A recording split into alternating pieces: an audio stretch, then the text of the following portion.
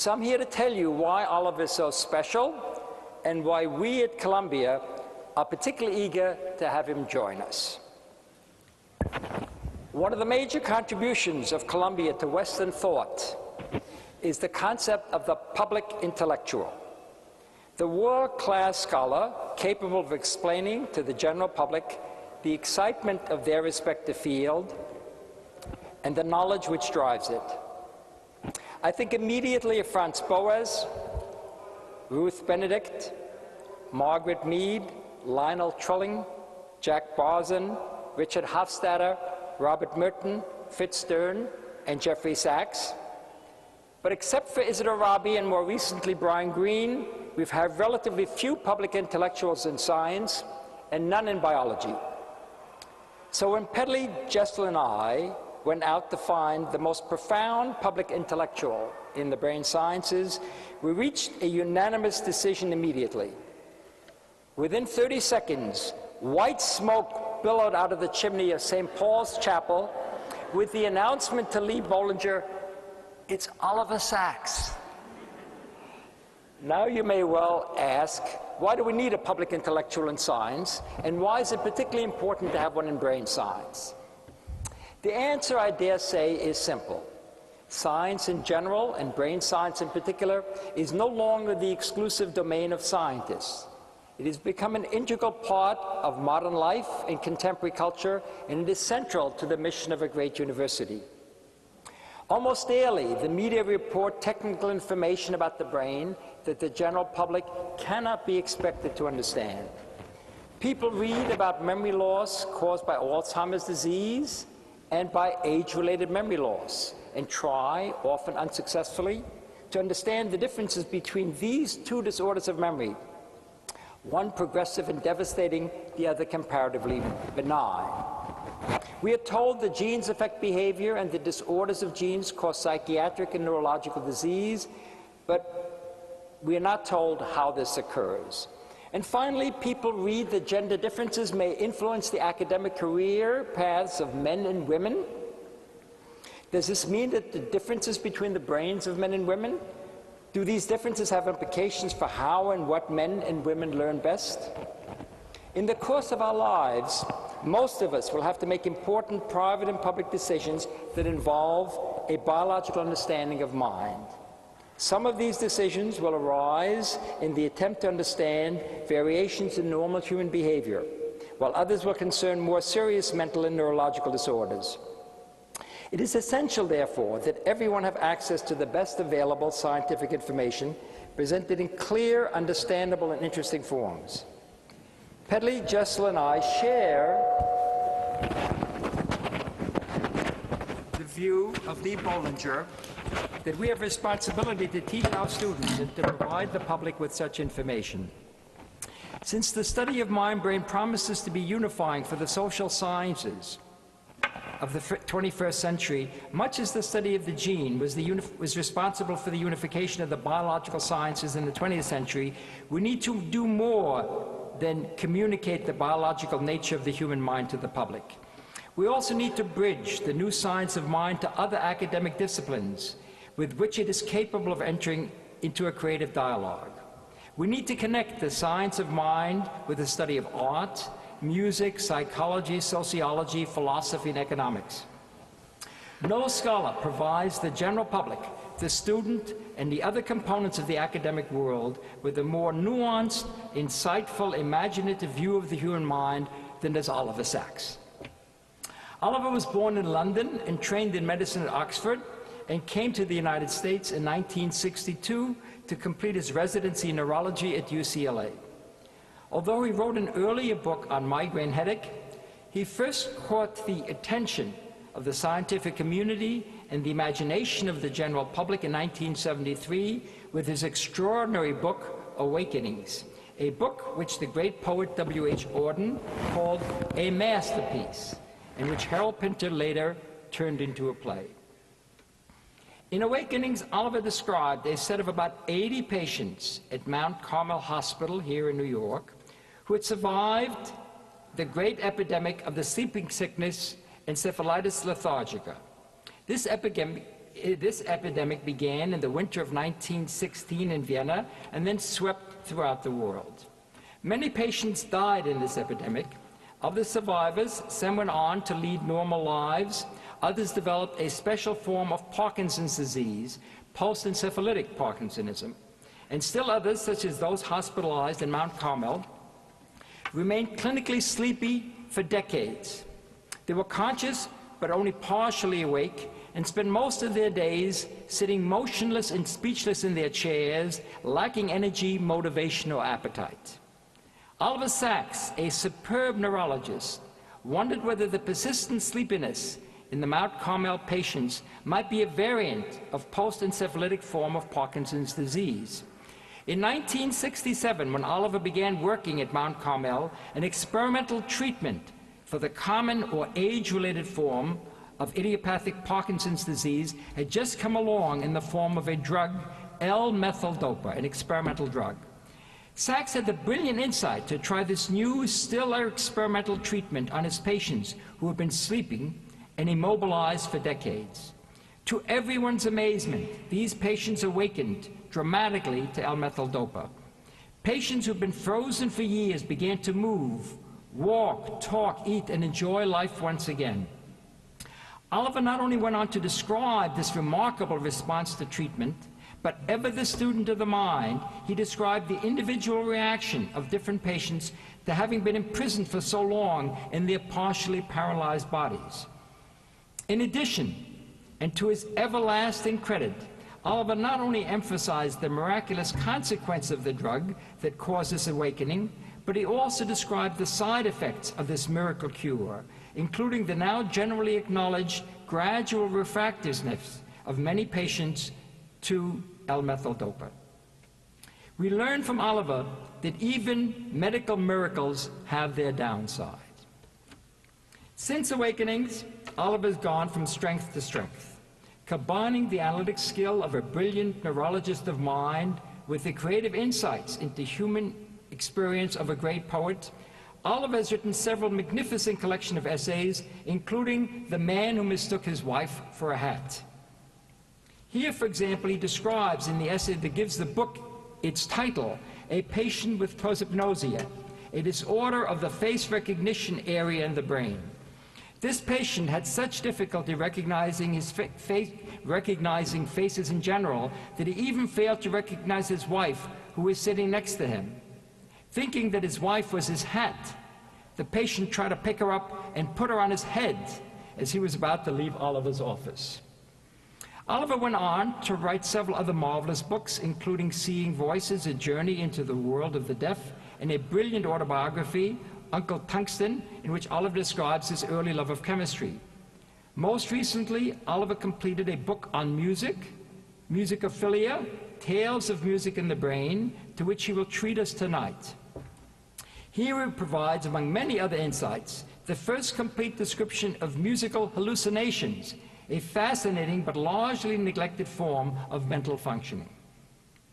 Lewis Thomas, the great physician and essayist, referred to Oliver as the poet laureate of medicine.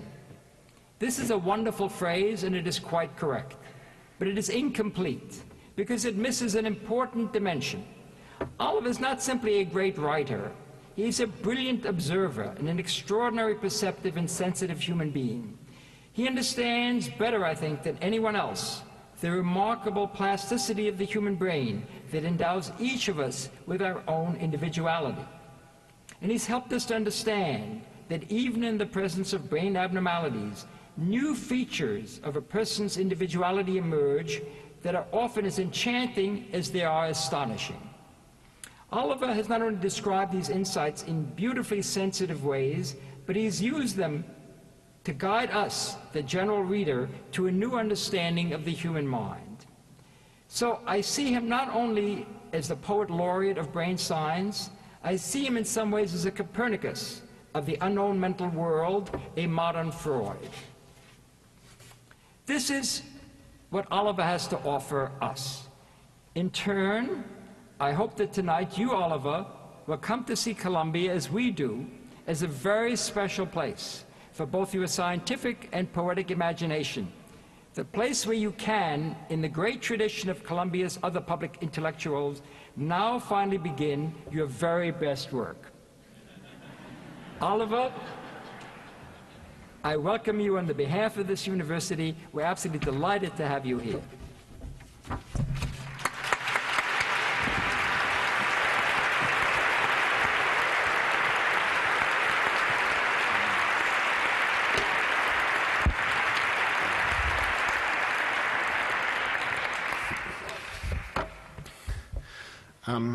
Eric, I'm quite overwhelmed by your introduction, and let me say to the rest of you, I'm not going to be able to live up to it.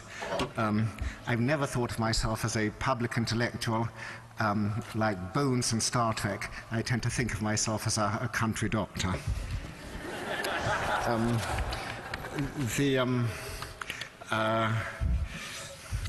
I have enormous admiration for Eric Kandel and his work and life trajectory, which has a beautiful curve and completeness about it. As a child in Germany, the terrible scenes of 1938 of Kristallnacht were engraved on Eric's memory and have led to a deep, lasting interest in the nature of memory and the mechanisms of memory. Am I audible? Yes. Okay.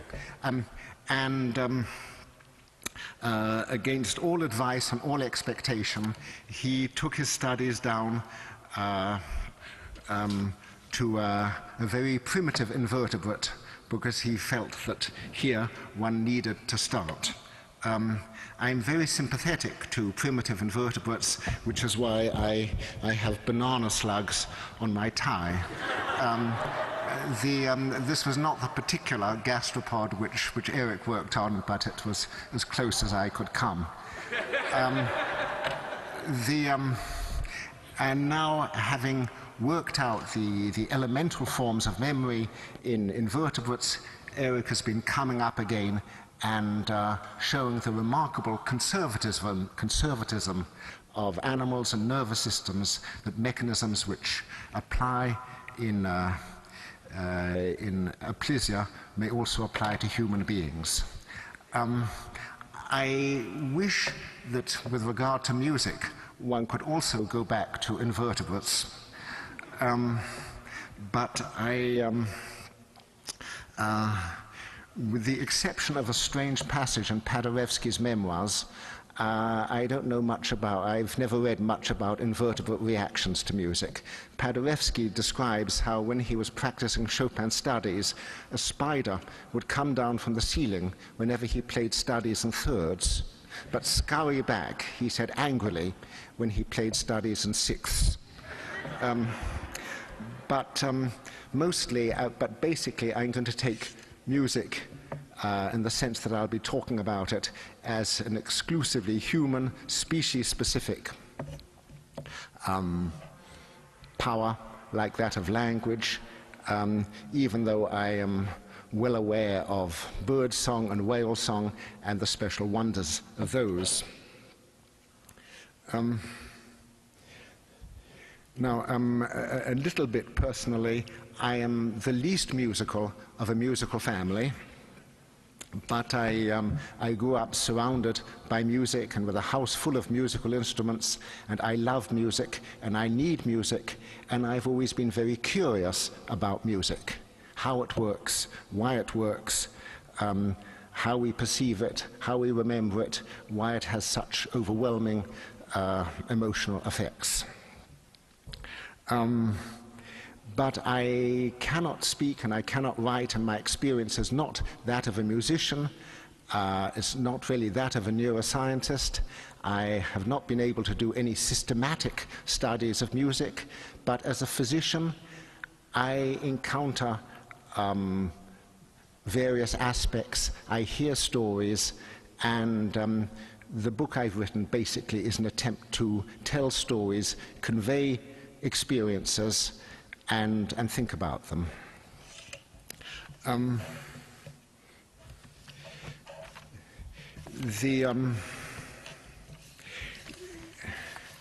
The clinical interest in music for me started in '67 when, as Eric said, I encountered this extraordinary group of patients in the Bronx, these frozen patients with severe Parkinsonism and other problems.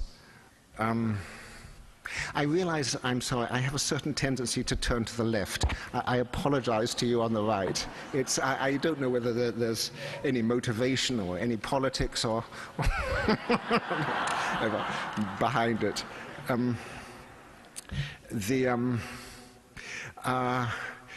It was amazing to see some of these patients who were unable to take a step and unable to utter a syllable, who, given music, could dance and could sing, and were given a motor flow and also a flow of emotion and thoughts in the presence of music, which before L-DOPA was completely prohibited to them.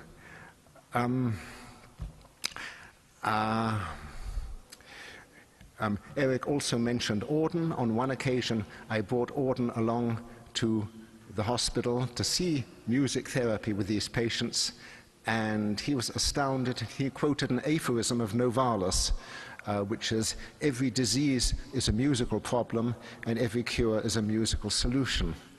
I mean, like all aphorisms, this is cleverer than it is true. But in many ways it did seem to apply to these Parkinsonian patients. Although the effect was very abrupt, it was almost on-off. And to think of another poetic thing, in the four quartets, Eliot says at one point, "You are the music while the music lasts." And these people would move musically while the music was there, and then they would go back to their unmusicked Parkinsonian state when the music stopped. In this chronic hospital, which I called Mount Carmel, but which is Beth Abraham Hospital in the Bronx, this is a chronic neurological disease hospital with 500 or so patients. There were many patients who had had strokes and who had lost language functions, who were unable to speak, but who often, to their own surprise, could sing, and in singing get the lyrics of songs. This in itself delighted them, because it showed that language was there somewhere, even if apparently embedded in song. The question was whether language could be disembedded from singing, and there is a limited but definite potential there for music in patients who have aphasia. Of course, in non-language speech disturbances like stuttering, music can be tremendously important. And again, it'll give people back what neurologists call the kinetic melody of the flow of speech and movement. We have, alas, many patients with Alzheimer's disease and other forms of dementia, some of whom have lost the ability to talk, to think, to orient themselves, who have profound memory disturbances, and who may be either in hopeless stupors or terrible agitations for much of the time. Music can be very, very powerful with patients such as this, partly, and this is going to be a point I return to again and again, because there's something very tenacious about musical memory. And musical memory can be preserved when personal and autobiographical memory has been lost. And so that old songs are nearly always recognized by people with amnesia or dementia, and they can sing along and to a large extent be oriented and organized and certainly given pleasure and a sense of participation and community by singing along in a group.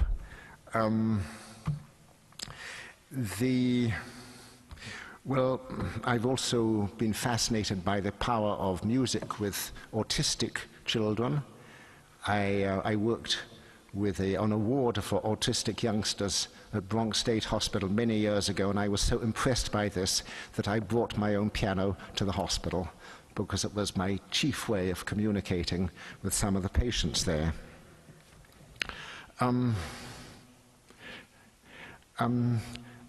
I'm going to later read one case history, but I want to refer to some other cases or people along the way. I don't like the term cases. One of these is a musician in England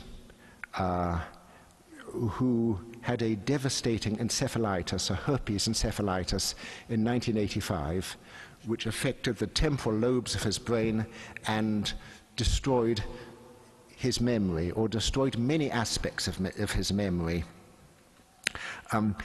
Basically, he can't remember anything for more than 5 or 10 seconds. At one time, when things were worse, he was unable to recognize the room he was in, because whenever he blinked or moved, the room seemed different and unfamiliar to him. Basically, he can't recognize anyone, although there's one very important exception, namely his wife.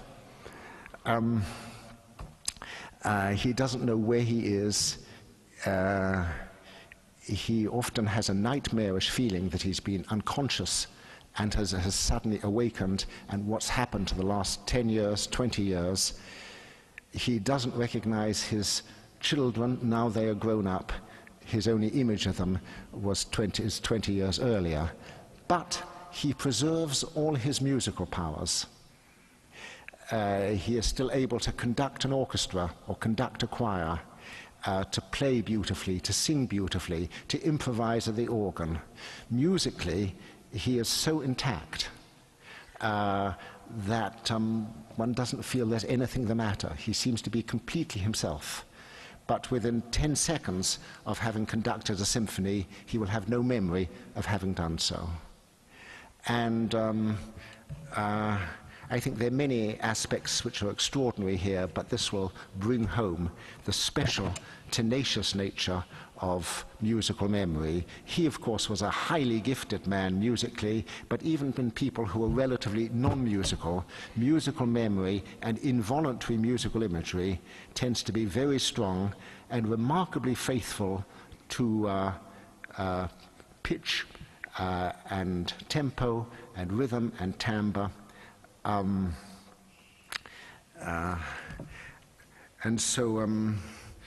so then these are some of the patients I've seen and their response to music. Now, working in an outpatient clinic, one sees other sorts of patients, and in particular, over the years, I've seen or had contact with several hundred people who have musical hallucinations. Now, when I say hallucinations, I don't mean imagery. When these people hear something, they are convinced that the sound comes from outside. They look around. Is it a radio? Is it a phonograph? Is it a band outside? And only after they fail to find an external source, they are forced to acknowledge reluctantly and rather fearfully that the source must be in their head. But this is not like musical imagery, which even if it's involuntary, seems to be one's own and perhaps connected in some way, directly or indirectly, with one's thoughts. People who have musical hallucinations feel there's an autonomous thing, a device in their head. There's a lovely description of this from the 1890s when one patient was convinced that a musical box was playing. Now, of course, the metaphor of the technology is that of an iPod. But whether people talk in terms of iPods or phonographs or tapes or circuits, or I have one patient who talks about his intracranial jukebox, the terms are very similar.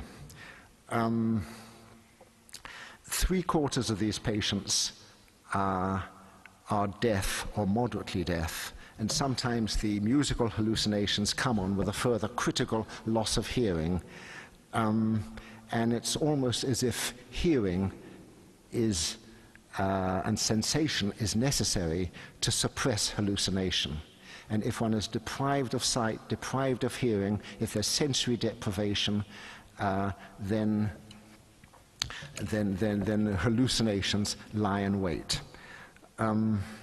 Actually, just today I got a lovely letter from a young man who described how he was on a sailboat for 22 days in calm weather with nothing to do, and he became profoundly bored, and after a while various sounds seemed to be solo instruments, and he became prone to musical hallucinations.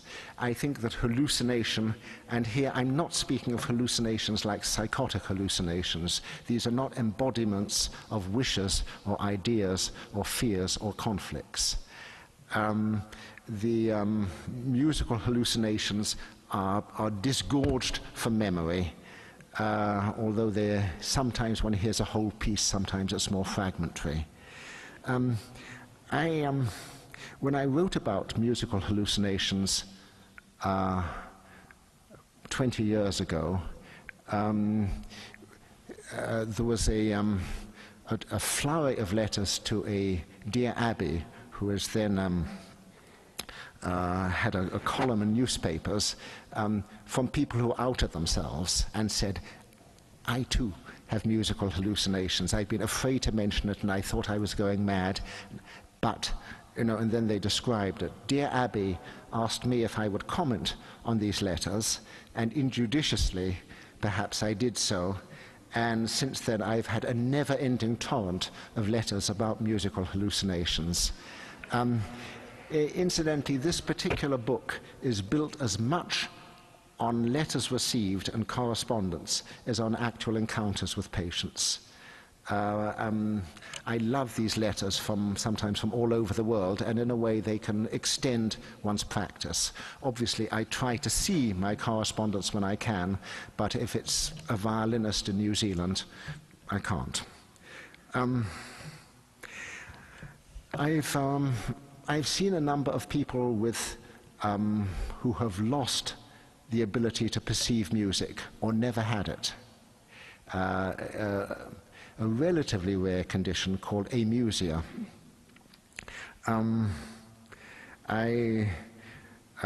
Just the other day I was talking with one such patient, a very intelligent woman who lives in the Bronx, who described how when she was a child and asked to sing her name in kindergarten, she couldn't and didn't know what was meant, and she was unable to recognize any tunes.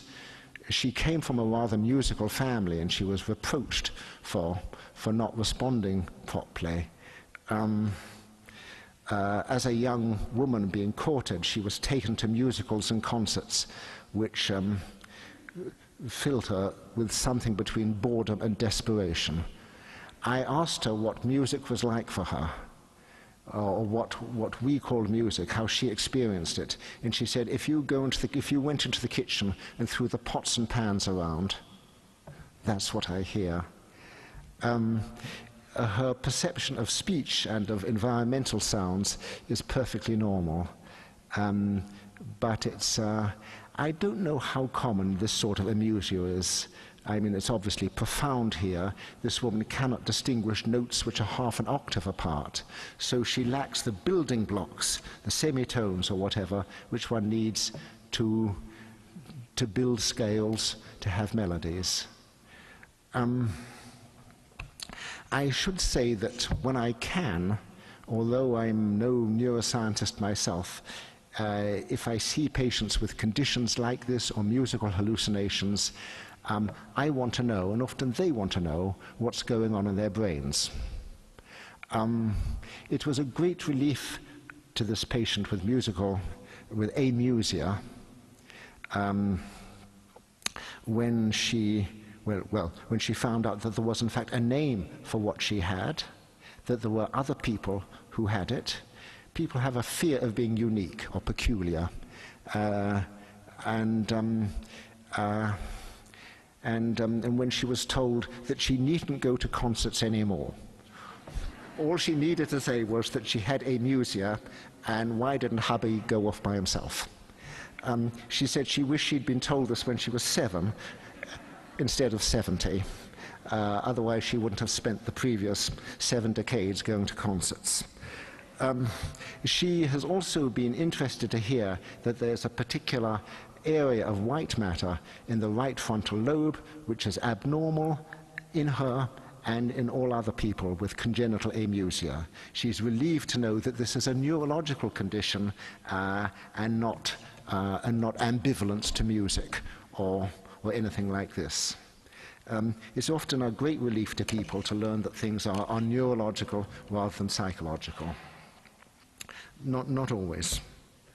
Not always. I'm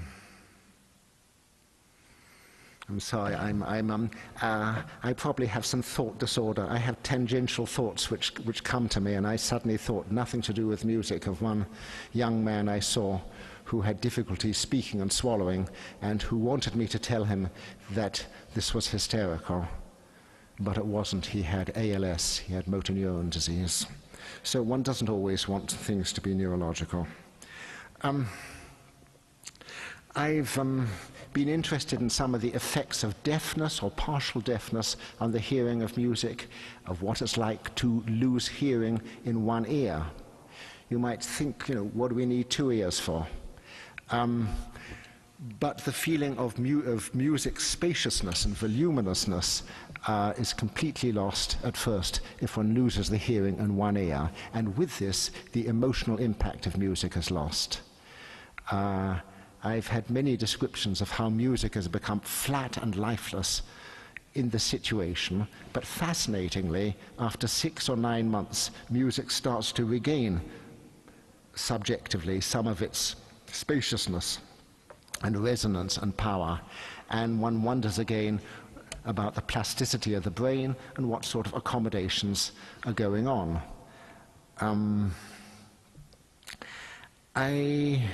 I have seen some, what I might call some special musical populations.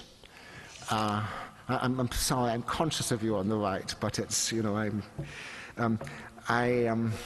there's a very interesting condition called Williams syndrome.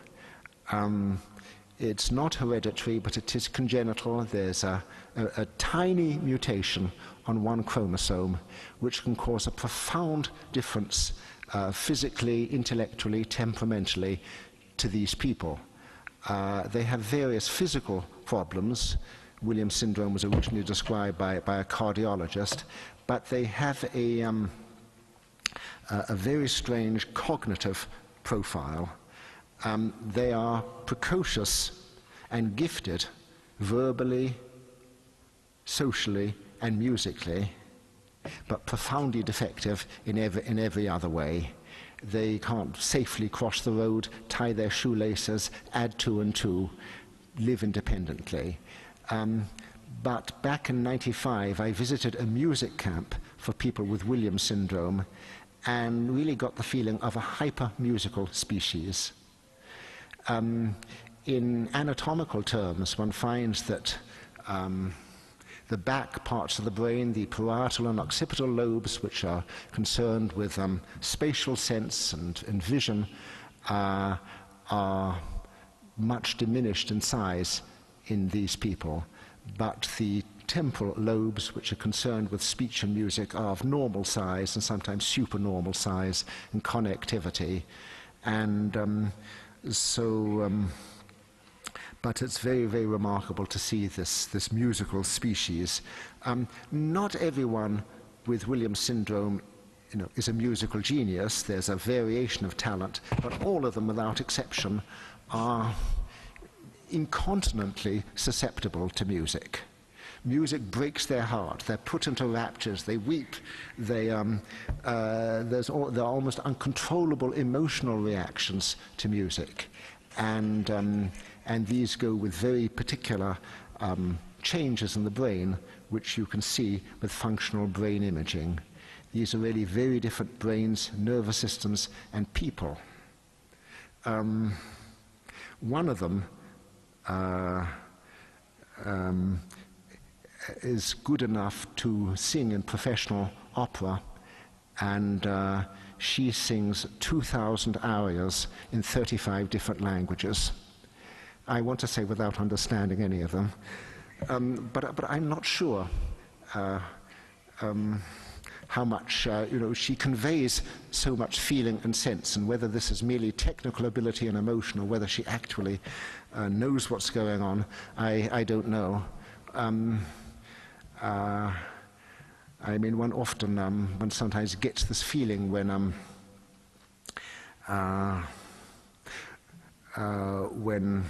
actors of small intelligence play parts of large intelligence. I was very struck by this once. In England, there's a group called Sesame for retarded youngsters. But I have seen these retarded youngsters play Lear and Hamlet with what seemed to be complete understanding. Anyhow, whether they understood, they certainly conveyed it. I've seen a number of so-called musical savants. These people do not have Williams syndrome. They often have autism. They may be severely impaired intellectually, but they tend at a very early age to show high and sometimes prodigious musical gifts. All of them have absolute pitch. Incidentally, there are many strange communities in New York, and there's an AP community. There's an absolute pitch community. There's also a community not simply of blind musicians, but of blind piano tuners. I think the relation of blindness to musicality is intriguing, and another example of how, if the brain is denied one aspect of experience, it may enlarge its powers and attention on other aspects. I remember as a boy growing up in London, I was once bewildered when a sighted piano tuner came to our house. The usual piano tuner couldn't come, and I had assumed that all piano tuners were blind. I've also recently seen a lot of musicians and others with synesthesia, people who see colors or smell smells or taste tastes as they hear music, different aspects of music. There was a recent paper in Nature about a young woman, a professional musician, who tasted musical intervals. Minor thirds were garlic. Okay. But now what, alas, I do not see very much of, and it's a regret of mine in some ways that I didn't do pediatric neurology, because I want to see children, I want to see development, and mostly I see falling apart. No, I shouldn't put it that way. But I see adults with various problems. However, and this is going to lead to my reading, something which has astonished me is to find that adults who have apparently been unmusical and uninterested in music and indifferent to music, under certain circumstances, may become musical. And I've seen this in various situations, and I think at this point I'm going to read you a case history or two. Eric, I haven't been looking at the time. Does it? Okay.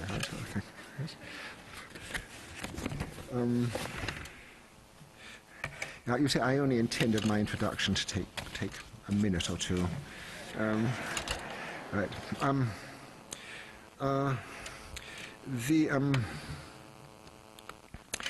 Whenever I write about anybody, I send them what I've written.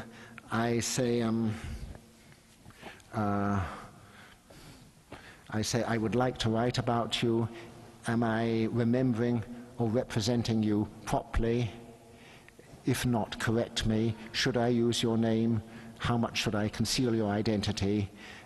Here, this was a surgeon in upstate New York who not only permitted me, but insisted that I should use his name. He's His name is Cicoria. Tony Cicoria. I have difficulty with his name, and I'm not actually quite sure how it should be pronounced, and I might just call him Tony.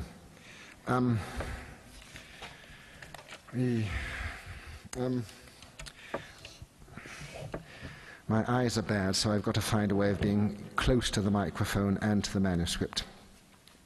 Tony was 42, very fit and robust, a former college football player who had become a well-regarded orthopedic surgeon in a small city in upstate New York. He was at a lakeside pavilion for a family gathering.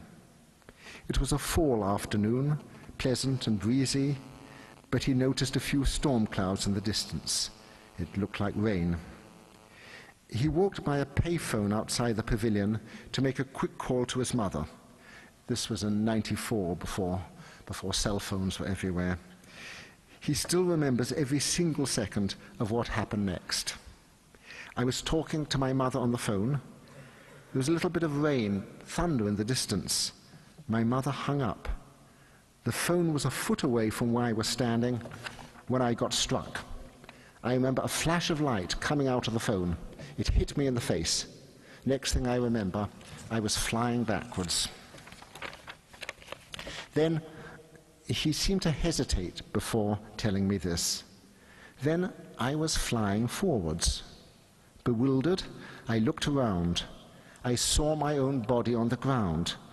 I said to myself, "Oh shit, I'm dead." I saw people converging on the body. I saw a woman. She had been standing waiting to use the phone right behind me, position herself over my body, give it CPR. I floated up the stairs. My consciousness came with me, saw my kids, had the realization that they would be okay. Then I was surrounded by a bluish-white light, an enormous feeling of well-being and peace. The highest and lowest points of my life raced by me. No emotion, pure thought, pure ecstasy.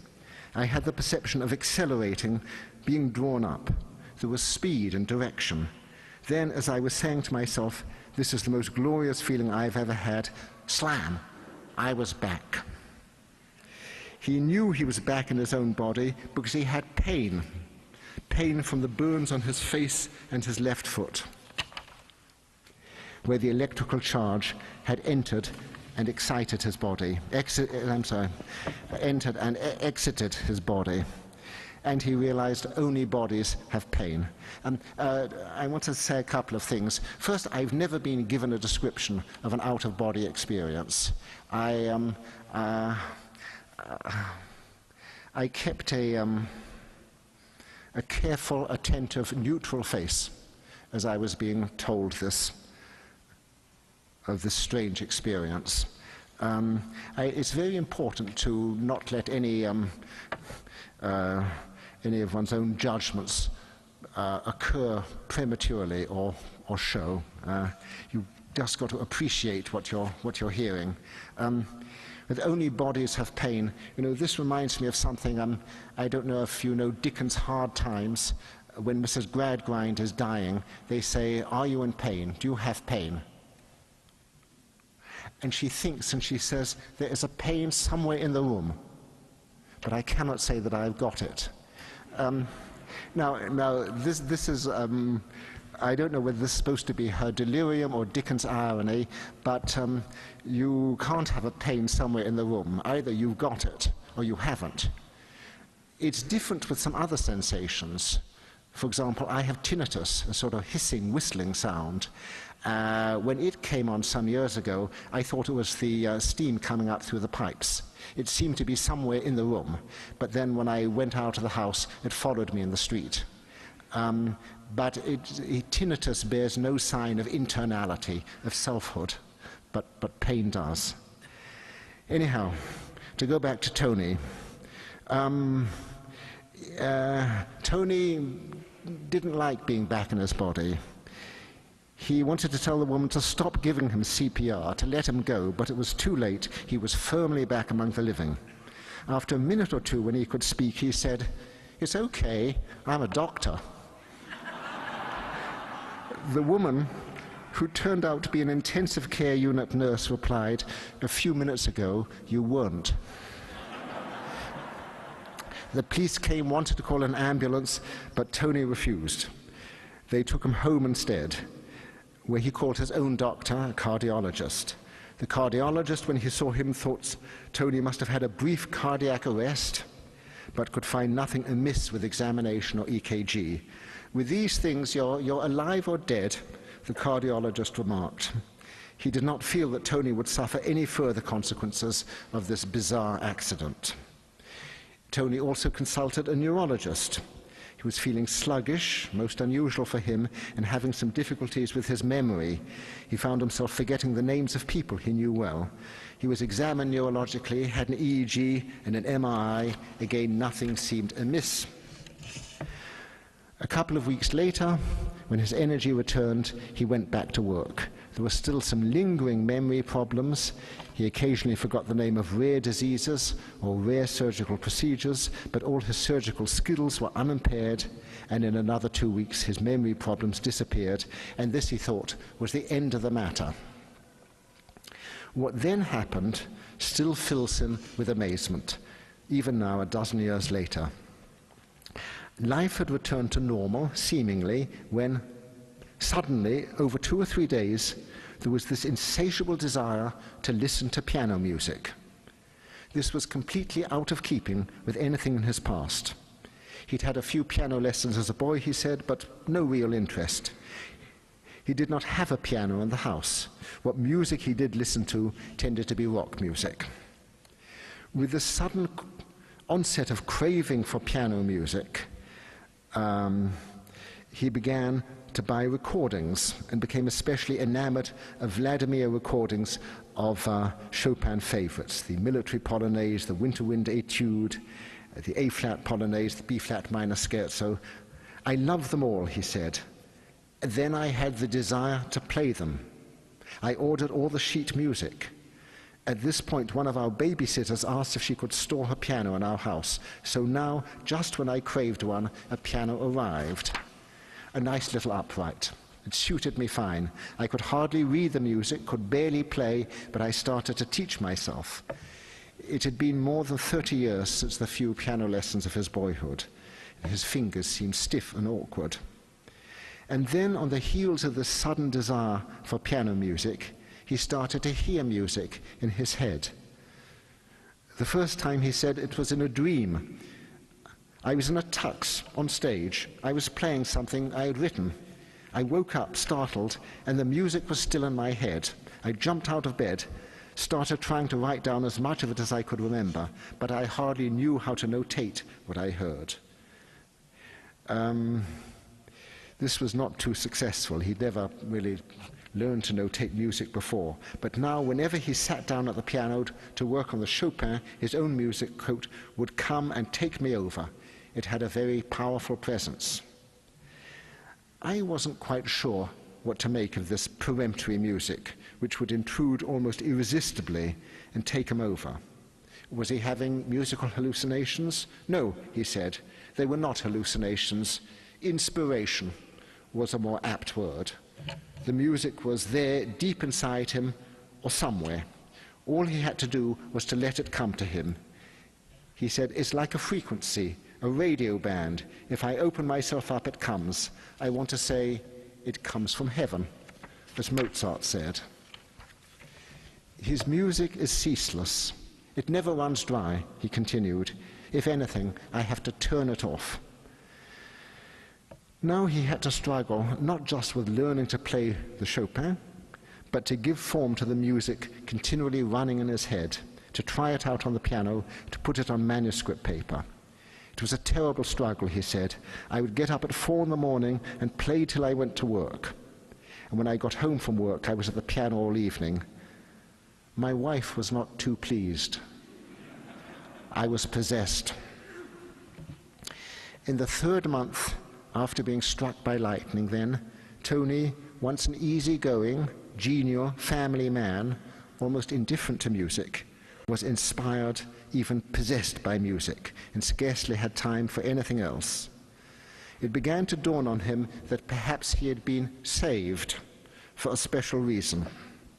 I came to think, he said, that the only reason I had been allowed to survive was the music. I asked him whether he had been a religious man before the lightning. He had been raised a Catholic, he said, but was never too observant, though he had some unorthodox beliefs, as in reincarnation. He himself, he grew to think, had had a sort of reincarnation, been transformed, given a special gift, a mission to tune into the music, which he called, half metaphorically, the music from heaven. As he said this, I thought of Cædmon, the 7th century Anglo-Saxon poet, an illiterate shepherd who, it was said, had received the art of song in a dream one night and spent the rest of his life praising God and creation in hymns and poems. Tony continued to work on the piano playing and his compositions. He got books on notation. He soon realized he needed a piano teacher. He would travel to concerts by his favorite performers. But he had nothing to do with musical friends in his own town or musical activities there. This was a solitary pursuit, himself and his muse. I asked whether he had experienced any other changes since the lightning strike, a new appreciation of art, perhaps, different tastes in reading, new beliefs. He said he had become very spiritual since his near-death experience. He had started to read every book he could find about near-death experiences and about lightning strikes, and he had got a whole library on Tesla, as well as anything on the terrible and beautiful power of high-voltage electricity. He felt he could sometimes see auras of light or electricity around people's bodies. He had never seen these before the lightning bolt. Years passed, and his new life, his inspiration, didn't desert him for a moment. He continued to work full-time as a surgeon, but his heart and mind now centered on music. He got divorced in 2004. And the same year had a fearful motorcycle accident. He had no memory of this, but his Harley was struck by another vehicle, and he was found in a ditch unconscious and badly injured with broken bones, a ruptured spleen, a perforated lung, cardiac contusions, and despite his helmet, head injuries. In spite of all this, he made a complete recovery and was back at work in 2 months. Neither the accident nor his head injury nor his divorce seemed to have made any difference to his passion for playing and composing music. Though now, with 3 teenage children to look for, he could not devote himself to it as exclusively as he'd done in the preceding 10 years.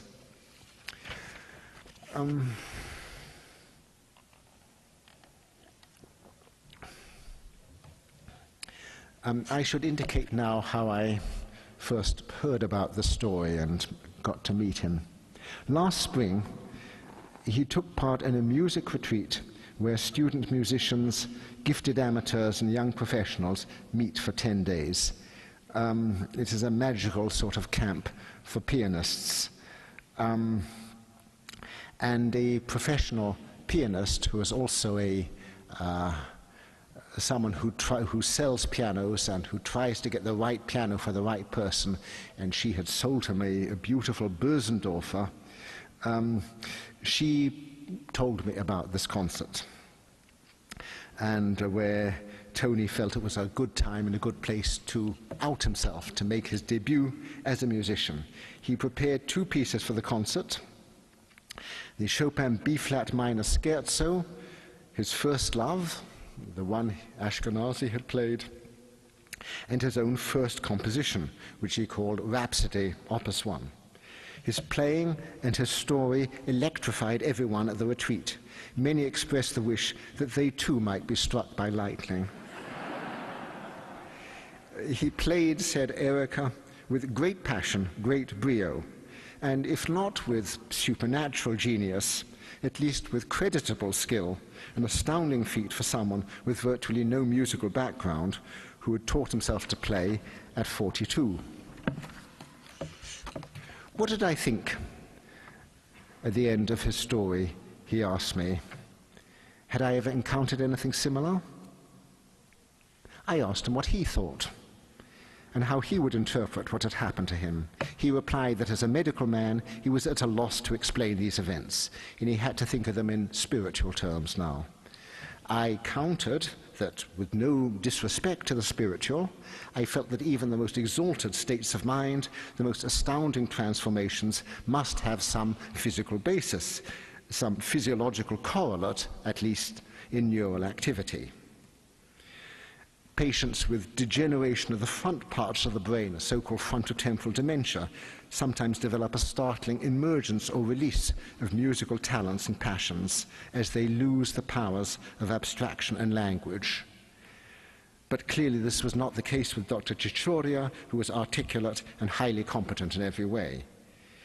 His situation did remind me a bit, I told him, of Franco Magnani, the memory artist of whom I had written. Franco had never thought of being a painter until a strange crisis or illness which occurred when he was 31. He developed a high fever, perhaps seizures, during which he had nightly dreams of Pontito, the little Tuscan village where he was born. After he woke, these images remained intensely vivid, with a depth and reality like holograms. He was consumed by a need to make these images real, to paint them, and so he taught himself to paint, devoting every free minute to producing hundreds of views of Pontito. When I first saw Franco, seized by a vision, and noted his staring eyes, dilated pupils, and raptus of attention, I wondered whether he was having a sort of psychic seizure, a form of temporal lobe epilepsy. But Franco did not want anyone to medicalize his condition. He was content to pursue his visions, his art, his muse. Could Dr. Ciccioria's lightning strike have set off epileptic tendencies in his temporal lobes? There are many accounts of the onset of musical hallucinations with temporal lobe seizures, and people with such seizures may also develop strong mystical or religious feelings, as he had. But then he had not described anything resembling seizures and had apparently had a normal EEG following the event. If I had to guess what lay beneath the emergence of his musicophilia, I said it might be that the brief cardiac arrest he had experienced during his near-death experience had briefly deprived the brain of oxygen. Such cerebral anoxia, along with unthinkable fear, might be responsible in the first place for his out-of-body visions and the delirium that followed. The memory impairments of the ensuing few weeks were suggestive of some mild and reversible damage to the hippocampal regions.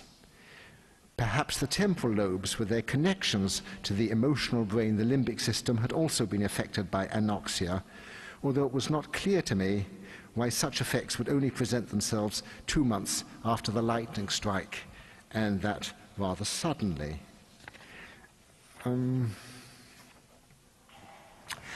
I'm going to, I think, go on and tell you one other little story, a shorter one, of sudden musicophilia. Selima, that's not her real name, but here she didn't want her real name used, a research chemist in her early 40s, started to have brief periods, a minute or less, in which she would get a strange feeling, a sense that she was on a beach she had once known, while at the same time being perfectly conscious of her current surroundings and able to continue a conversation or drive a car or do whatever she had been doing.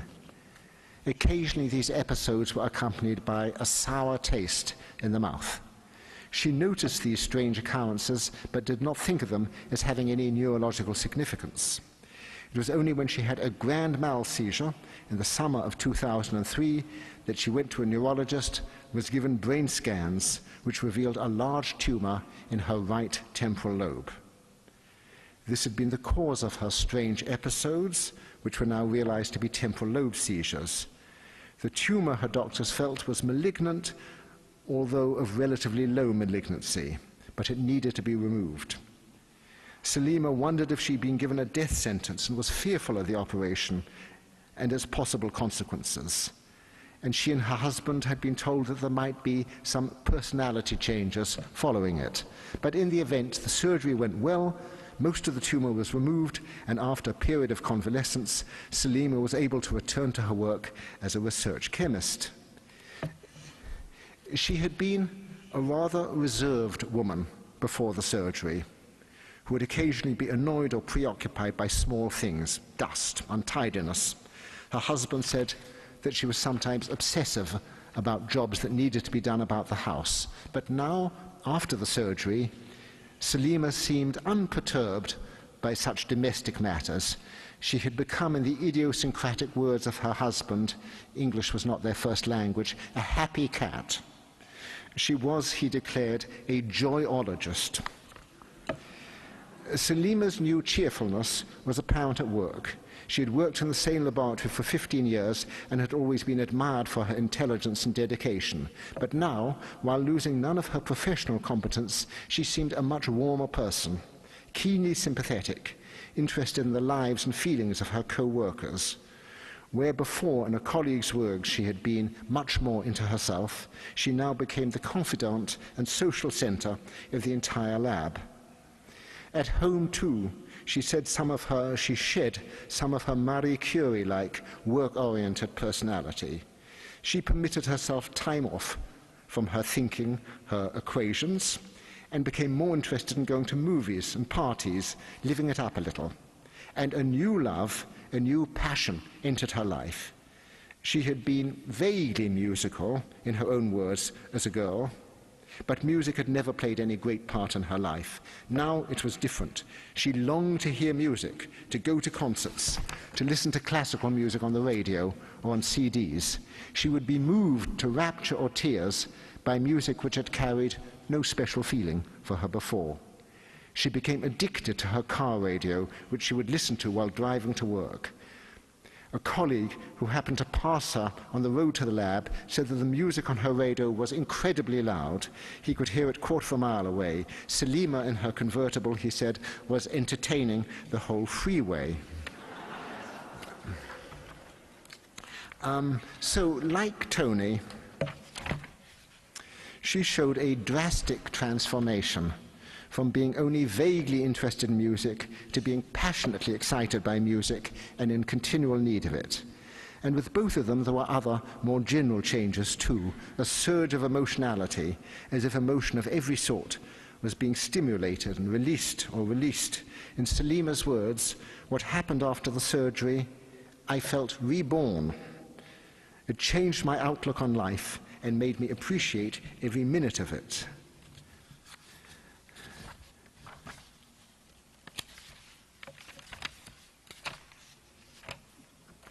In Tony's case, we have no clear-cut anatomical or physiological findings to explain the profound changes he has undergone.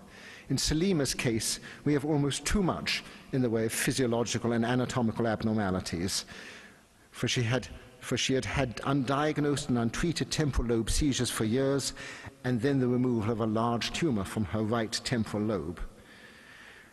Knowing that patients with temporal lobe epilepsy may develop unusual musical, artistic, or mystical feelings, and there's some interesting anatomical changes which can go with this, one must wonder whether such tendencies were present but dormant in her, but then released by the removal of her tumor. But it's difficult to arrive at any conclusion in individual cases if one lacks direct physiological evidence of such disinhibition. But for both Tony and Selima, the acquisition of musicophilia, however it came, seems to be permanent, and for them it has been a paradoxical blessing and grace. Okay, thank you.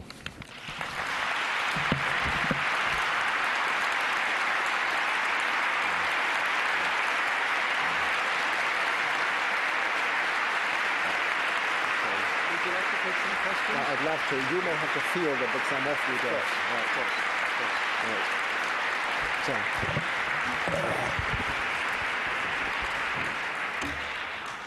Oliver would be pleased to take a few questions from the audience. Yes. Would you go to the microphone?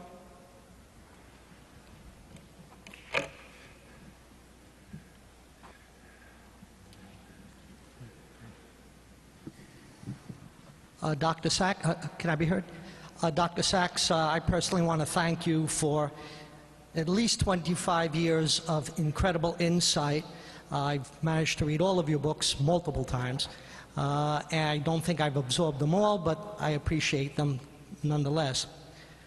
Question, even though it might fall outside of your specialty, not being a neuroscientist, however, do you have any thoughts in terms of the relative inscrutability of the arts, that is music and the visual arts, and its profound impact on our emotions? And do you believe that in time the hardware as it was and the software of the brain and mind will be so thoroughly understood as to be able to replicate this independently? And I don't mean simply as a replicant, as an artificial device. I'm talking about the deepest understanding of human mind and brain, where such a relationship, such as music and art, to our deepest emotions will be thoroughly understood. That's a deep one, and a huge one.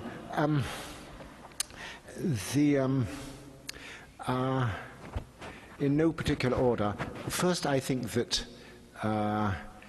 as William James stressed, I think that musical susceptibility is universal among human beings, unless there is some special pathological condition. I think we all respond to music one way and another. I think that music is central in every culture which is known to us. Many different parts of the brain are recruited for the perception and memory of music. And this is one reason, I think, why the memory of music can be so robust and tenacious.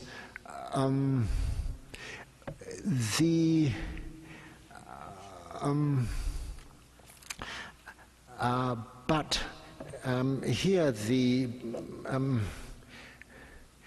I think I also want to say that although animals, even ecclesia, move rhythmically, that motor responses, synchronization to rhythm, seems to be unique to human beings. You don't see it in any other primate. It appears spontaneously early in life, and I think this sort of synchronization to rhythm evolved very early. I don't think it would have persisted had it not been of great cultural use to bond people together, to get them to do things in synchronization. I think that singing and dancing, must be at the very base of us becoming such a musical species. Culture is, here one can't, the nervous system is going to be shaped by individual experience and by culture. For example, I think people who, like myself, have become exclusively attuned to Western music may have difficulties with Hindu scales of 22 notes or whatever, and vice versa.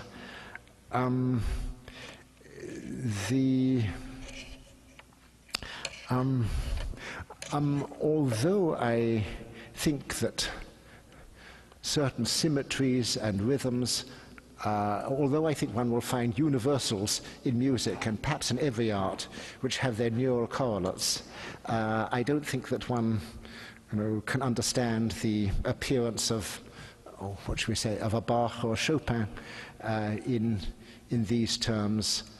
I'm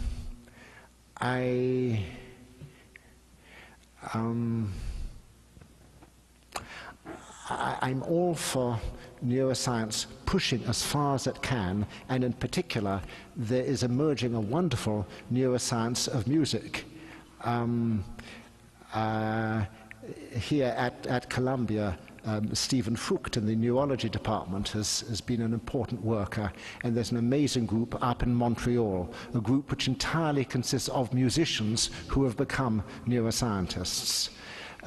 It's now possible to play someone a melody and image the brain as they mentally reverse the notes or improvise on it.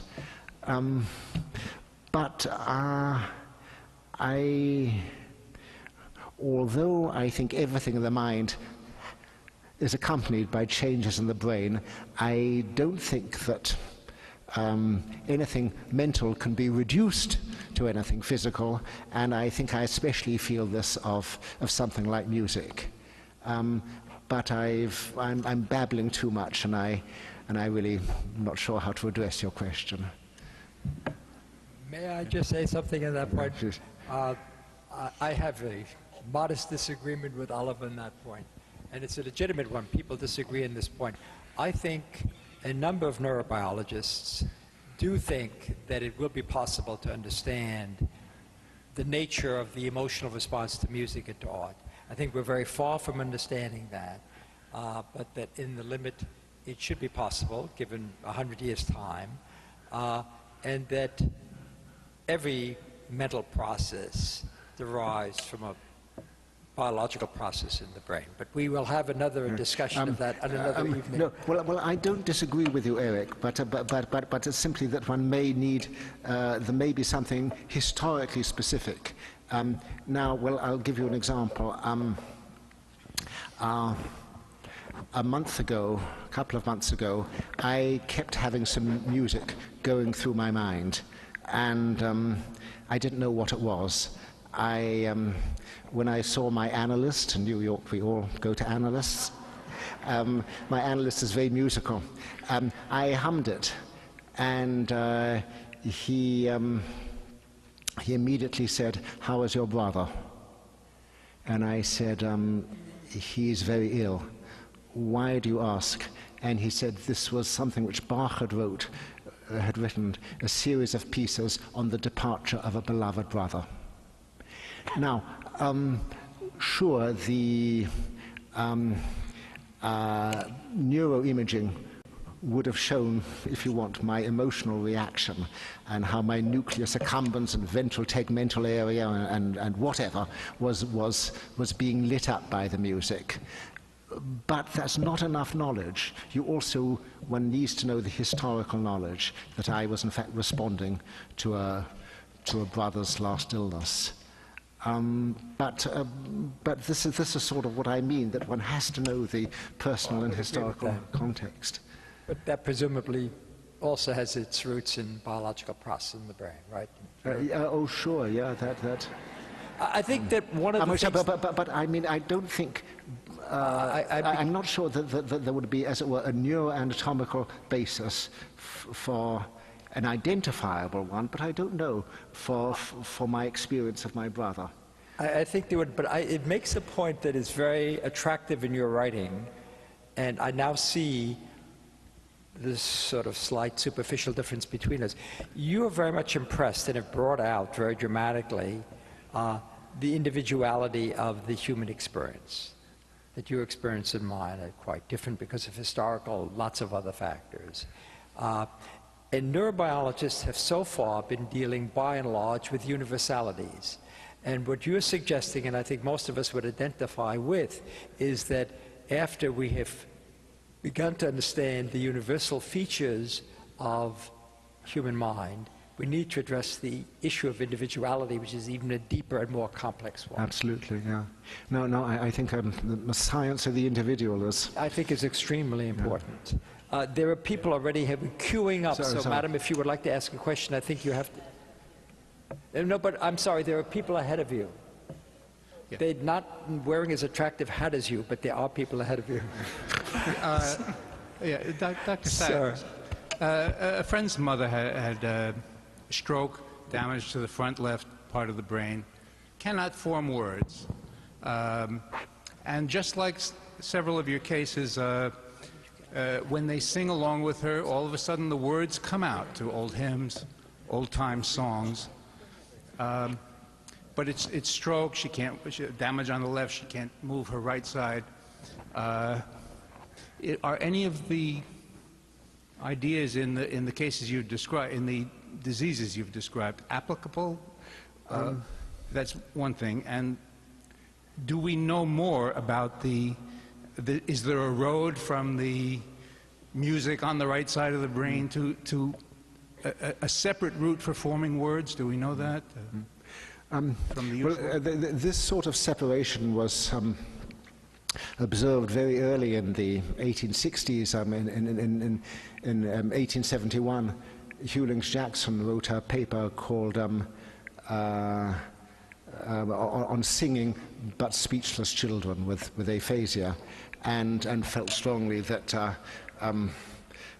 much of music was associated with the right hemisphere, as language was with the left hemisphere. Up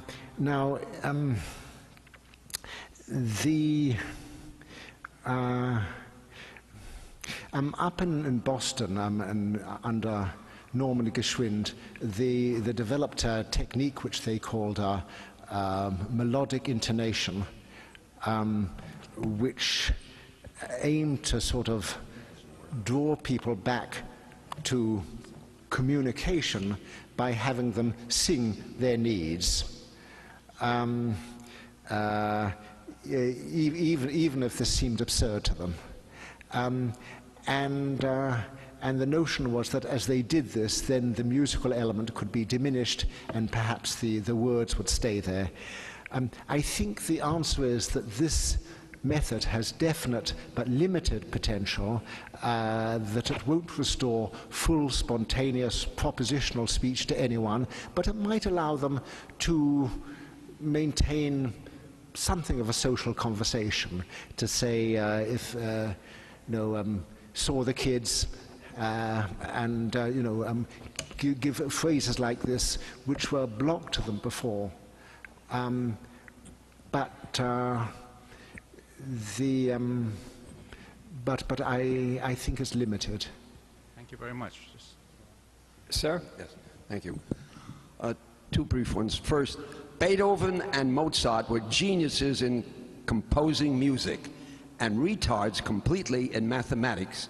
Any reason? Second quick question. You mentioned some of your patients who were able to get had perfect pitch.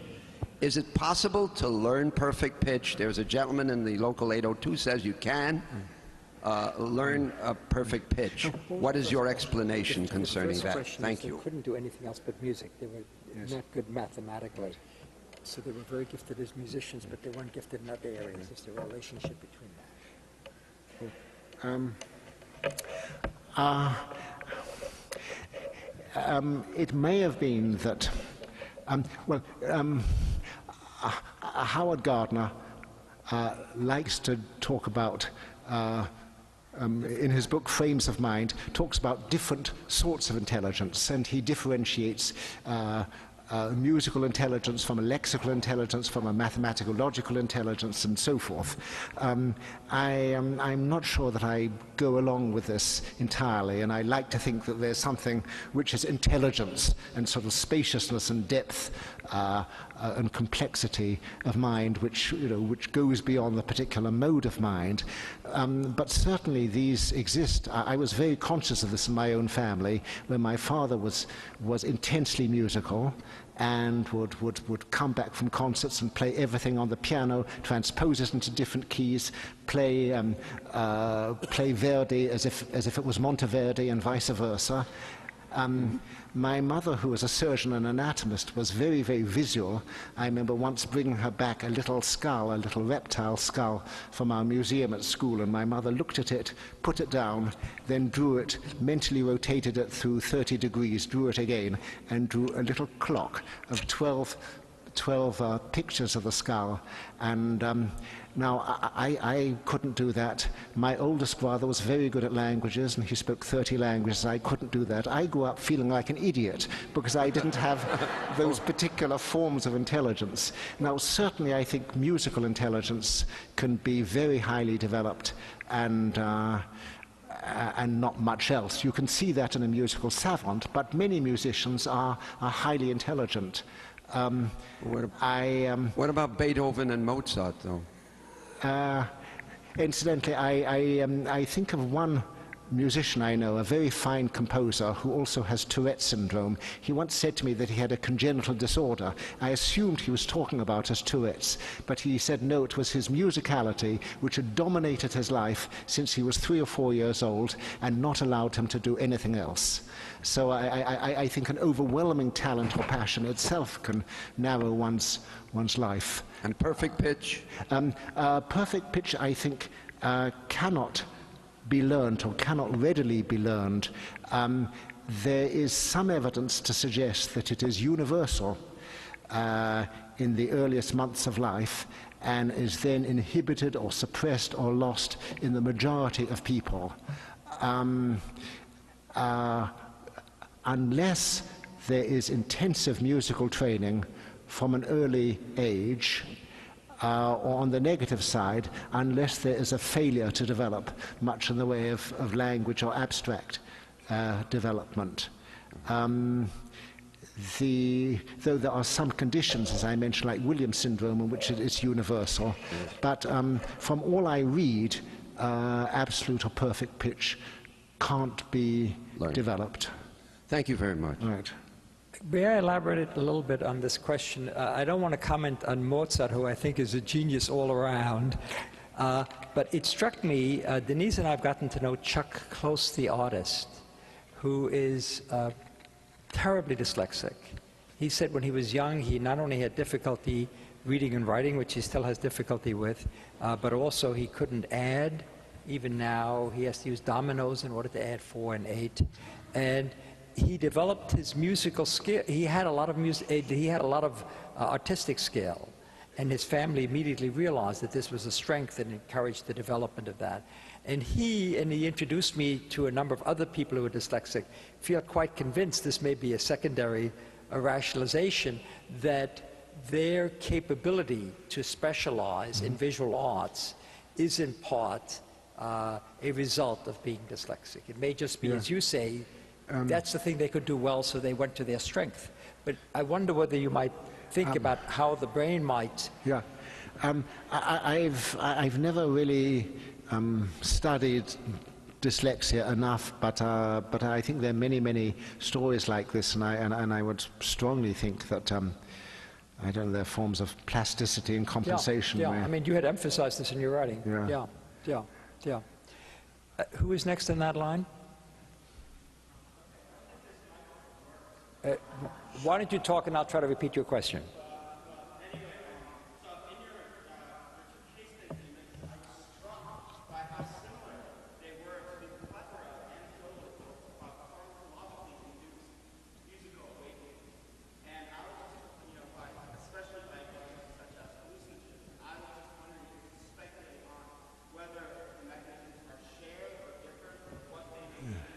The question is, hallucinogens can produce a freeing up of musical ability and musical imagination somewhat similar to the kind that your two patients experienced. And the question is, do you think a similar neurobiological basis might be involved, neuroanatomical basis involved? Some physiological work has been done by the Montreal group on music which produces rapture, or to use their word, chills. I don't like chills much. I prefer rapture and ecstasy. One finds that certain reward parts of the brain are very highly activated. Parts of the brain which can also be highly activated with various hallucinatory drugs. I think the psychedelic drugs, I'm not sure that hallucinatory is the right word,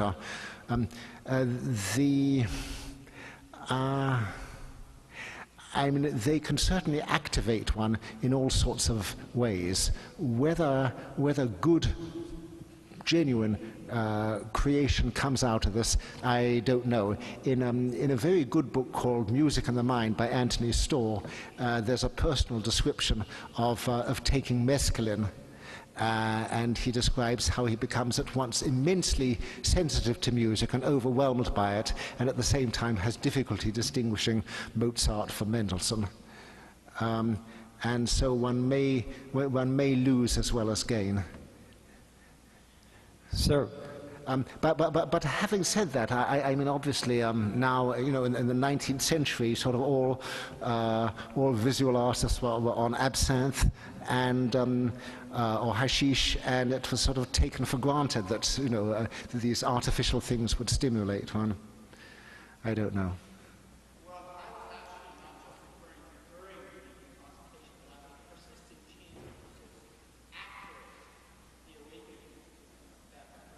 Yeah. Yeah. I mean, no. I think. Although I'm no believer in us only using 10% of the brain or whatever, I think everyone has latent potentials, which may be unexpectedly revealed, sometimes by an accident, by misfortune, sometimes by a drug, sometimes by neurological damage. So, you know, if something good and creative is awakened in you, well, mazel tov. Yes. I'm wondering what your thoughts are in terms of neurological development that lead to child prodigies in music, such as Mozart, for instance. I'm not sure I understand your question. Oh, in other words, neurologically, what would be going on such that you have this enormous sort of productivity and neurological ability in music at a very early age when other skills are not yet developed? In other words, you'd imagine that skills would develop more in parallel. Yeah. Well, what one would love to know, there are some very good studies. There's one called by Reves, called The Psychology of a Musical Prodigy. This was a Hungarian prodigy. The book was written in the early 1930s, and it is a very minute psychological and musicological analysis of this man's life. But you know, but no neurological suggestions were hazarded.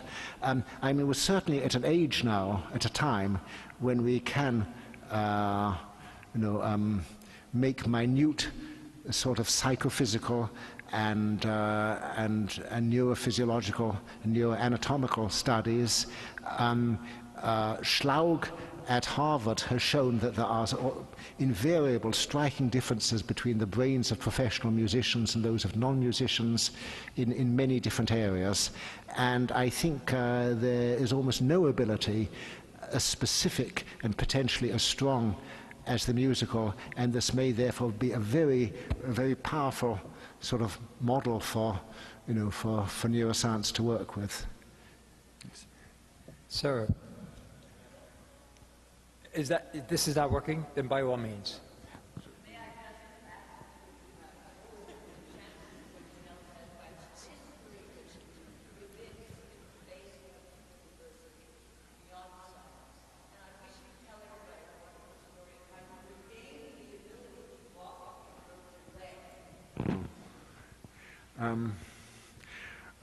Okay, well, briefly, one of my own musical experiences, or experiences which convinced me of some of the therapeutic powers of music, was in 1974 after I'd had an accident and I'd torn off the quadriceps muscle and most of its nerve supply in my left leg. There's a certain amount of other neurological damage, and the leg was out of action and immobile and in a cast. And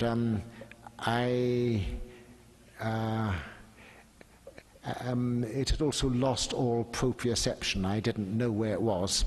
When I sort of was stood up after 2 or 3 weeks, at that point I'd started to get some spontaneous jerks of the muscle, and things had started to come back a bit. I found that I couldn't walk, or I didn't know how to walk, or rather walking was a peculiar artificial clumsy thing in which some of the steps were too large or too small, or sometimes the left foot would get in front of the right foot and trip me over. This condition was described by Hippocrates more than 2,000 years ago when he speaks of people who had been long immobilized after breaking their hip, and he says that this can subdue the imagination and that the person then cannot think how to stand or how to walk. And in neuroscientific terms, you may find that if you do imaging of the motor area or whatever, you may find that the damaged part of the body has lost its representation in the sensory brain and the motor brain. But anyhow, when I was in this position, I'd been listening to music a great deal, in fact almost monotonously, because a friend had brought me in a single piece of music, Mendelssohn's Violin Concerto, which I played 20 times a day. And while I was standing, suddenly it came into my mind, not a hallucination, but extremely vivid imagery, and somehow this seemed to give me the knowledge of how to walk, or I just found myself walking with it. And although I think the neural mechanisms were still rather fragile, and after about 20 seconds I came to a tremulous halt, and simultaneously the music stopped as if a needle had been lifted off the record. But this also reminded me of what happened with people with Parkinson's, although physiologically this was... So I was very struck by that. And I didn't mention this, but since you bring this up, I think that music can be very important in the rehabilitation of amputees and people with limb problems. Thank you. Yes? The first part of my question is just, in either of the cases you just described, did either patient acquire perfect pitch? And did either patient acquire perfect pitch? Did either of those two patients acquire perfect pitch? Which two patients? The ones that you described. The ones you gave just two accounts of. No, neither. Okay, and the second part of my question is, when you were talking about the patient of yours who experienced synesthesia, you said thirds tasted like garlic, and we all sort of laughed because I think that's, sort of a laughably simplistic, or it sounds laughably simplistic, which is the way it's always sounded to me when I hear synesthesia talked about. That's the word, isn't it? When you hear the sound and it sounded like garlic, right? I'm having a difficult time hearing you. So do you want Oliver to explain to you I'm the nature of synesthesia? If you can explain it in a way that doesn't sound laughably sort of simplistic, because to say that thirds sound like garlic, I mean, we all laughed for a reason, right? He would like you to explain in a way that is profound. No. Not that it's profound, but I mean... which we are incapable of doing, unfortunately, but he would like because it's always either been... to explain the nature of synesthesia, not just to say it tastes like, but what's happening in the brain, do you think? Okay, well listen, first metaphor, which uses like or as if, is not... if you want, there is a poetic synesthesia. When you will talk about the, I don't know, the wine dark sea or whatever. I mean, a lot of the symbolist poets use this. Rimbaud talks about the colors of vowels. But the real synesthesia is not metaphoric in the least. There is a literal, instantaneous, automatic, uncontrollable appearance of a visual or other sensation with a sound or with a touch. And if you look at this neurobiologically, you will find that there is a co-activation of visual areas with auditory areas. This is congenital. It goes back to people's earliest years. It is absolutely unchanging. It sometimes runs in families. A lot of people who have it, well, they don't think of themselves as having anything. They think this is just the way people are. And in fact, there's been a fascinating paper just recently looking at the incidence of synesthesia in random populations, and where synesthesia was previously thought to have an incidence of about 1 in 2,000, it is now considered to have an incidence of 1 in 23. So the incidence has gone up by a couple of orders of magnitude. There is, as with absolute pitch, there is a suggestion, and more than a suggestion, some evidence that synesthesia may be universal in infancy, but that it may then be inhibited in a majority of people. Synesthesia is almost never acquired, but there's one exception to this, that it is common to acquire synesthesia after blindness. It's interesting. Yes. I have a rather simple question. When I was working, there was one night a week I came home smiling. It was the night that I went to rehearsal of my chorus. Do we have any understanding of why music gives us such pleasure? He wants to understand why going to a chorus and participating in group singing would give him such pleasure. So I think he's referring both to the social phenomenon and to the pleasure of musicality. Right. Well, Eric has actually quietly answered your question.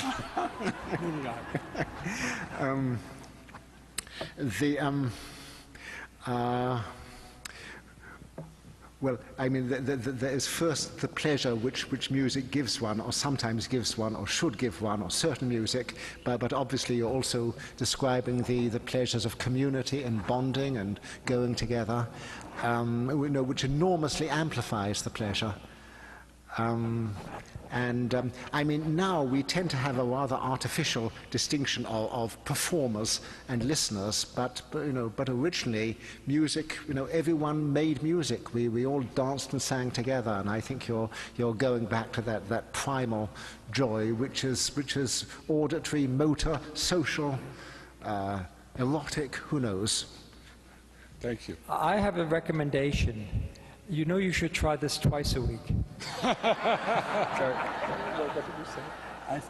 My recommendation was he should try twice a week. Right. Sir. In the beginning of your talk, you mentioned a patient of yours with amnesia who perceived music as a collection of random noises from the kitchen. And nowadays, that can be very well called music, with noise music, industrial music. So I have a two-part question.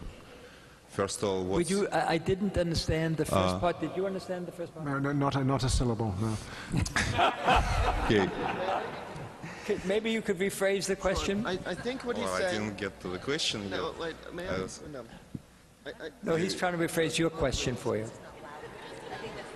You mentioned a patient of yours with amnesia who perceived music as a collection of random noises from the kitchen. And nowadays, that can very well be called music, with noise music, industrial music, and all kinds of avant-garde music. So I have a two-part question. First of all, what's your definition of music when you talk about music? And second, do you think that this kind of avant-garde music, noise music, is perceived neurologically in the same kind of mechanism as classical music, let's say? The question is, since the variety of experience that is called music ranges from Haydn to banging on a pot, what is your definition of music? And does the brain perceive random sound in the same way it does highly organized? Not necessarily random sounds on the street, but when you go to avant-garde music performance. Avant-garde, does it perceive avant-garde music the same way? But all music, you must realize, was avant-garde when it first came out. Although I wouldn't attempt to define music, I think that one might say there are certain indispensable elements to do with tone and time, and that there have to be intervals of time, there has to be rhythm or pulse of some sort. Nietzsche, when he turned against Wagner, regarded Wagner as exemplifying the pathological in music. And he said what he considered to be pathological was degeneration of the sense of rhythm and the endless melody, what he called the polyp in music. There has to be this auditory motor pulse. There has to be rhythm. Perhaps with a lot of so-called primitive music, there may be mostly rhythm. I say so-called because, in fact, the rhythm may have a complexity, and there may be polyrhythms which are, which sort of Europeans attuned to harmony don't get in the least. In terms of tonality, I think that there is no culture which does not have scales of some sort. That's to say, a perception of octaves, which one knows to be neurological, the consonants of octaves, and their division into however it is, whether it's the sort of into the diatonic scale or the Hindu scale or whatever.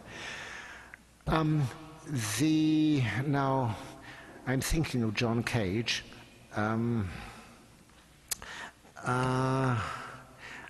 Well, first, I'm afraid I don't know enough about avant-garde music. I don't know, though I do know, and this comes up again and again, that at one time the music of Haydn was regarded as bewildering and unintelligible, and really not music, but just noise.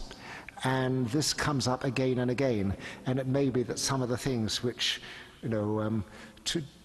so there can be a sort of cultural amusia because one hasn't yet got the system, the structure, the pattern of what goes on.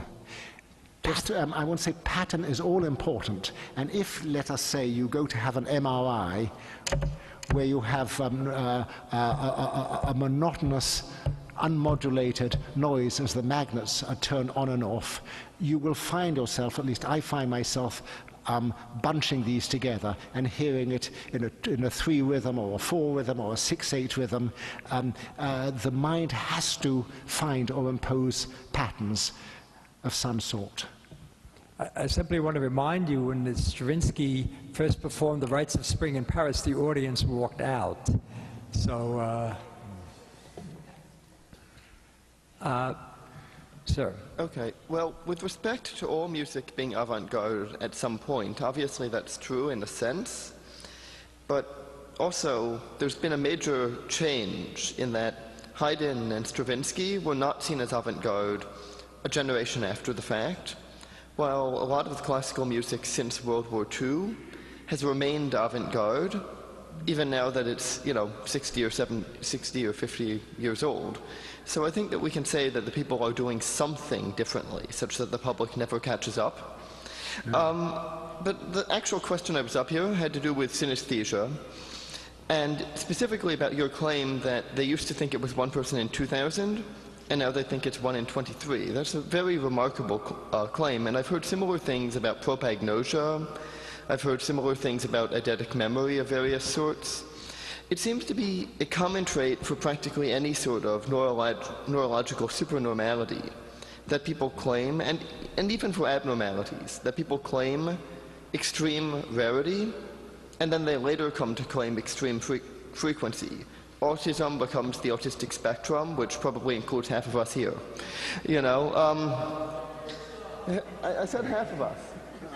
Anyway, so my question here is, does it seem to the two of you that there's a pathology within the nomenclature of neurology and psychology, whereby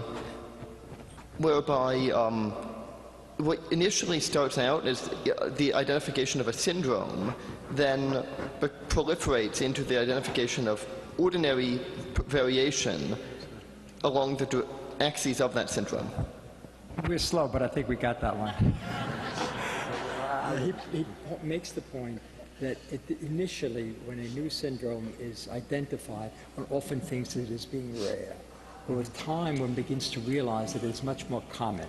And he wants to know, is this a pathology in the diagnostic capability of people? What is responsible for the fact that one begins to recognize it in a larger population? In 1971, I saw my first patient with Tourette's syndrome. The day after seeing him, I saw 3 people in the streets of New York with Tourette's, and the day after that 2 more, and the day after that 2 more. Tourette's then was said to have an incidence of about 1 in 500,000. I said, if my eyes haven't been deceiving me, if I'm not deceiving myself, it must be 1,000 times commoner. I also wondered why I hadn't identified or recognized this before, because I must have seen such people but failed to categorize them, if indeed I was now categorizing them properly. It has now turned out that Tourette's does have an incidence of 1,000 times commoner. Going back into the history of neurology, when muscular dystrophy was first described, within 2 or 3 years, some hundreds of cases were described, and Charcot wrote, muscular dystrophy is clearly ubiquitous, not uncommon, has always existed. Why did we need Monsieur Duchenne to open our eyes? But someone has to identify for the first time. And in particular with something like synesthesia, many people will not spontaneously mention it. You have to have a random population and the right sort of questions. I don't know what to make of the so-called increase in autism, whether it represents a genuine increase, whether there's just more diagnostic accuracy, or whether we're pathologizing too much. I mean, roughly speaking, we pathologize childhood now. I mean, all children are hyperkinetic and need to be put on. I mean, they're obviously not. But I do think that with some conditions, one moves from pathology into just, if you want, normal variation. But just to elaborate, if I might, a little bit on that. I mean, it's interesting. I don't know when Kandel wrote his first paper on autism. I think it was in the 1940s. Before that, it wasn't recognized as an entity. And presumably, its distribution must have been somewhat similar to what Kandel encountered. That's number one. But so far, Oliver and I have been thinking primarily about using signs and symptoms as a way of diagnosing things. In neurology, in all areas of medicine, we now have much more sensitive methodologies for diagnosing things. So colon cancer, breast cancer, all these things are now detected at an earlier stage and with greater accuracy than they were before. So in addition to just having something pointed out to you so you can recognize it more readily the second and third time, there are now additional instruments that we can use that increase our sensitivity. I don't know how Oliver's feeling, but I'm beginning to fatigue, so maybe 3 very short questions because the 3 of you have been very patient. But after that, I think we should... I was just warming up. Oh, I'm sorry. We'll have as many questions as Oliver likes, please. This is a question for both of you, Dr. Sachs and Dr. Kandel. In your introduction, Dr. Kandel, you mentioned that perhaps the next century will find unraveling the mysteries of mind and brain, analogous to the revolution brought about by the Genome Project in the 20th century. The implications in science and medicine for the Genome Project are obvious. I wonder about research in mind and music with respect to the arts.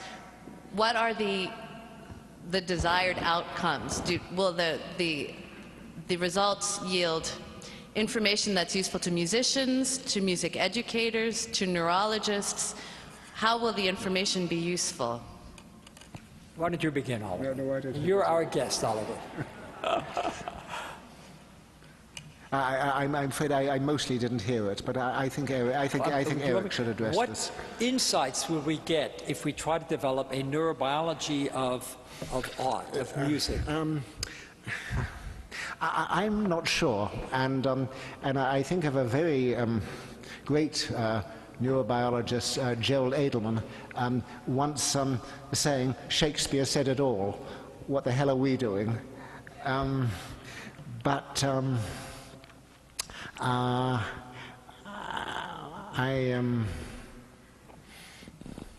I take it back. I think I'm also exhausted and can't think. But I can't think ahead. But I'm sure that the neuroscientific enterprise is immensely important. Let me try and will show its fruitfulness and its power in all sorts of unexpected ways, including possibly in art as well. May I try to answer it in visual art, okay? So there are 3 problems about visual art that neurobiology can contribute to. One is the nature of perception. How do we perceive forms? And why is it that we can take a Matisse drawing in which he makes, 3 or 4 undulating lines and we see an attractive woman or a house or a dog walking into a house? So the nature of the recreation in our brain of the representation in the external world, number 1.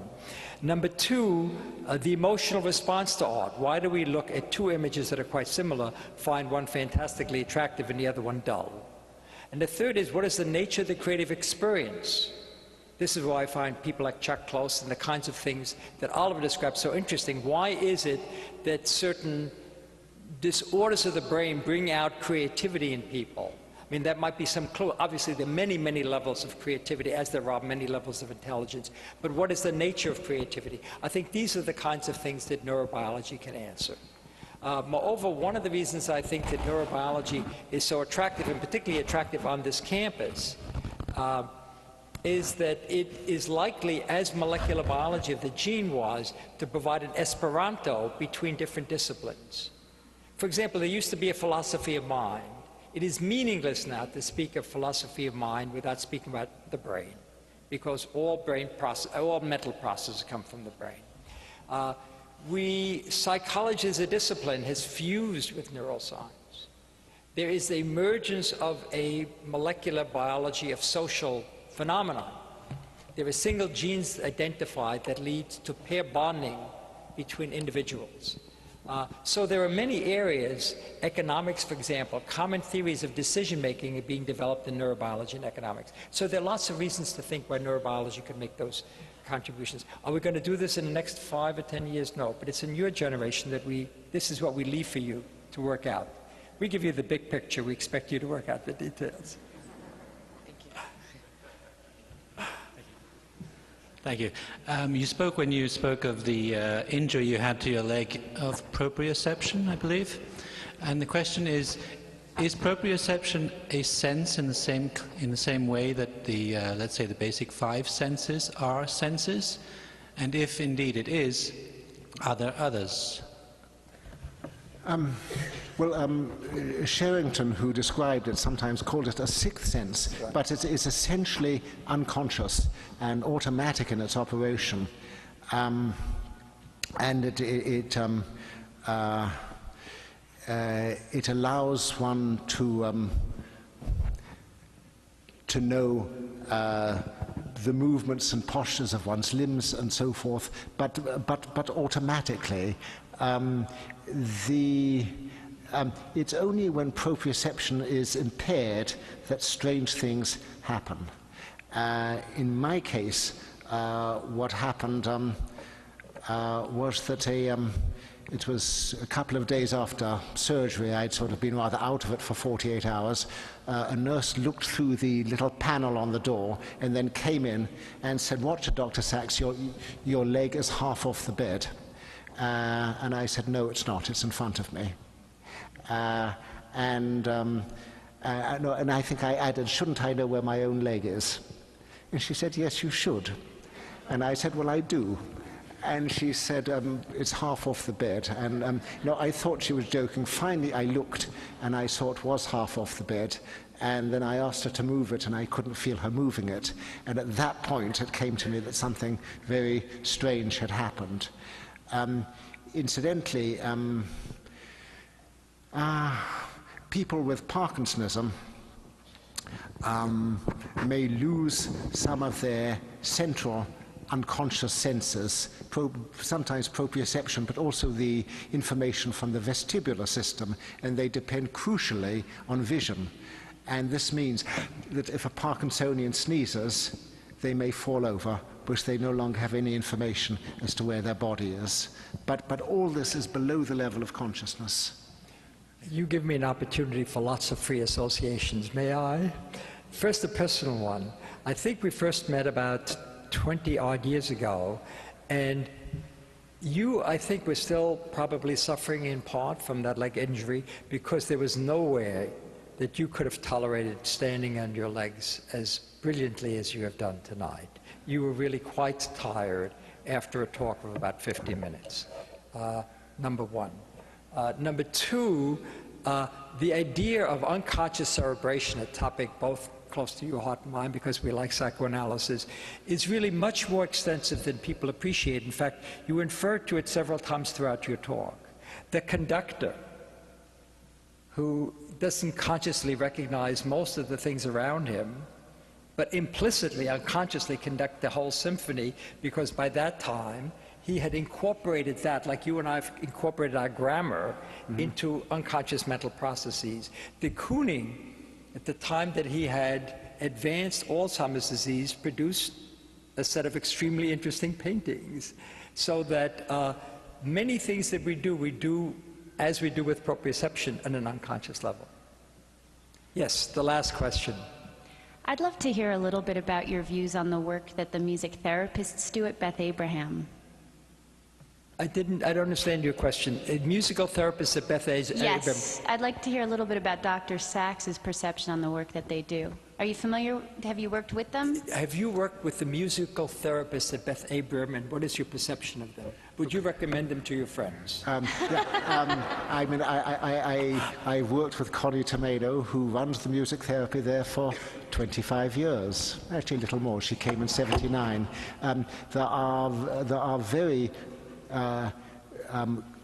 there's an unusually large group of music therapists there, and there is more attention to music therapy than in any other institution I know of. And I think that if one is in a situation where music therapy will help, this is a good place to be. Oscar, Oliver, I'm beginning to feel the effect of time.